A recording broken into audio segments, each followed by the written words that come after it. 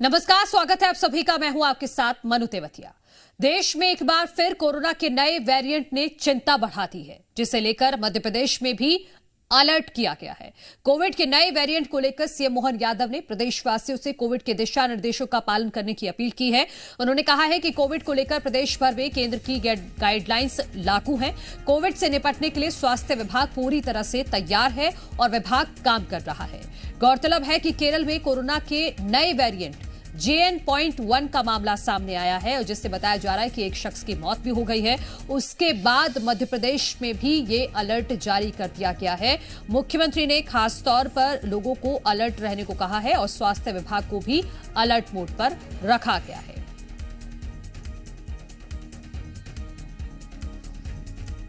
Covid को लेकर के निश्चित रूप से जो भारत सरकार ने गाइडलाइन जारी की है वो हमने पूरे प्रदेश में लागू की है कि वो अपने सभी लोग उस कोविड के दिशा निर्देश का पालन करें।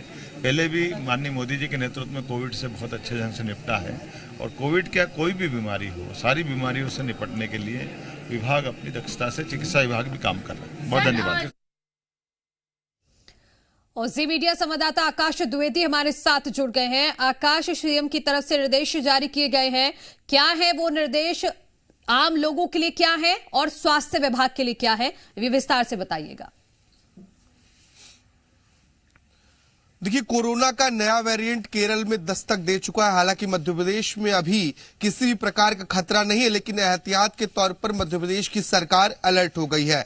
दरअसल बीते दिन कोरोना के नए वेरिएंट को लेकर केंद्र सरकार ने राज्यों को एक एडवाइजरी जारी की थी, जिसका पालन करने के लिए मध्य प्रदेश में भी कहा गया है। इसके तहत जिला स्तर पर जो दो अलग अलग सांस से संबंधी बीमारियां, उन केसेस की सतत निगरानी करने के लिए की बात कही गई है।